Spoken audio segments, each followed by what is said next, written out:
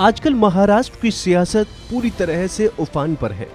वजह है एनसीपी प्रमुख शरद पवार के भतीजे अजित पवार द्वारा सरकार में शामिल होना। वहीं अब अजित पवार के शिंदे सरकार में शामिल होने के बाद अजित पवार और शरद पवार में तनातनी शुरू हो गई है और अब पवार की लड़ाई पावर पर आ गई है।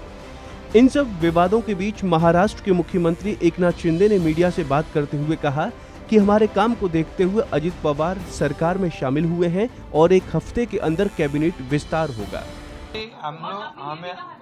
हम लोगों ने जो शुरुआत की बाला साहब ठाकरे जी के विचार और भूमिका को लेकर आगे बढ़े और अभी जब भी हमें केंद्र सरकार ने भी सपोर्ट किया क्योंकि बीजेपी सबसे बड़ी पार्टी थी और नरेंद्र मोदी जी ने और गृह मंत्री अमित भाई ने हमें सपोर्ट किया, भारतीय जनता पार्टी के अध्यक्ष नड्डा जी ने सपोर्ट किया। अभी अजीत दादा ने भी कहा है कि विकास को हम साथ दे रहे हैं और नरेंद्र मोदी जी के नेतृत्व में विकास हो रहा है, तो उन्होंने विकास को साथ दिया है और हमने हमारी भूमिका हमने बदली नहीं है। हम जो विकास की भूमिका है उसे आगे लेके जाएंगे।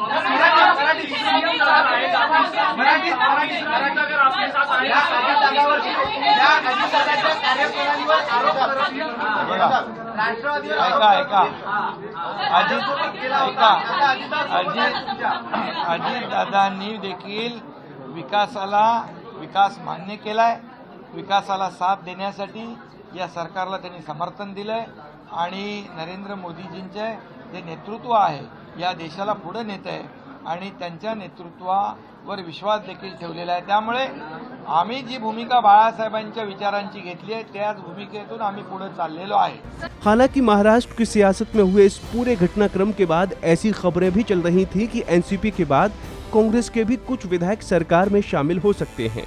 जब इस सवाल को लेकर मुख्यमंत्री एकनाथ शिंदे से सवाल पूछा गया तो उन्होंने इनकार करते हुए कहा, अभी फुल हो गया है इधर। मुख्यमंत्री ने आगे कहा कि 1 साल पहले हमने सरकार बनाई थी जो बाला साहेब की भूमिका थी, उनके आदर्श और उनके मार्ग पर हम चल रहे हैं। 1 साल से आम जनता की सरकार है। जानकारी हो कि रविवार को महाराष्ट्र की सियासत में हड़कंप मच गया था। अचानक अजित पवार ने एनसीपी के नेताओं की मीटिंग बुलाई थी, लेकिन जब तक अटकलों का बाजार गर्म होता उससे पहले ही वो राजभवन में गए और वहां डेप्यूटी सीएम की शपथ लेकर शिंदे सरकार में शामिल हो गए।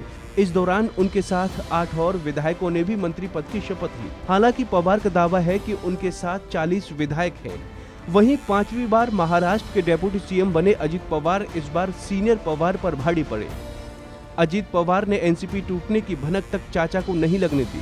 इतना ही नहीं, डेप्यूटी सीएम बनने के बाद पवार की बनाई एनसीपी पर ही अजित ने दावा ठोक दिया। खास बात यह है कि अजित के साथ शरद की बादशाहत खत्म करने में प्रफुल्ल पटेल और छगन भुजबल ने बड़ी भूमिका निभाई। दोनों सीनियर नेताओं ने शरद पवार को पहले बीजेपी के साथ जाने की सलाह दी और जब पवार नहीं माने तो उन्होंने अंधेरे में रखना शुरू कर दिया। लेकिन अब शरद पवार बागी नेताओं पर कार्रवाई कर रहे हैं। एनसीपी ने जहां एक तरफ बागी नेताओं पर कार्रवाई की तो वहीं पार्टी पर खुद का दावा ठोकने वाले अजित पवार गुट ने शरद पवार के करीबियों के पद से हटा दिया। इसके साथ ही ये भी घोषणा की गई कि बीजेपी, शिवसेना और अजित गुट ने मिलकर महायुति बनाई है। महायुति बनने के साथ ही शरद पवार गुट के करीबी किनारे हो गए हैं। हालांकि अभी तक सिर्फ जयंत पाटिल का नाम सामने आया है। सुनीत तटकरे जब नई नियुक्तियां करेंगे तो अन्य नाम भी सामने आएंगे। सोमवार शाम को हुई प्रेस कॉन्फ्रेंस में अजित गुट के नेता प्रफुल्ल पटेल ने पार्टी पर दावा करते हुए जयंत पाटिल को महाराष्ट्र के प्रदेश अध्यक्ष पद से हटा दिया और कहा कि किसी को भी अयोग्य घोषित करने का अधिकार स्पीकर के पास है। फिलहाल इस पूरे मुद्दे को लेकर देश और महाराष्ट्र की सियासत गर्म है। आगे अभी और क्या होगा ये देखना दिलचस्प होगा। फिलहाल इस खबर में इतना ही। बाकी अन्य अपडेट्स के लिए बने रहिए वन इंडिया हिंदी के साथ।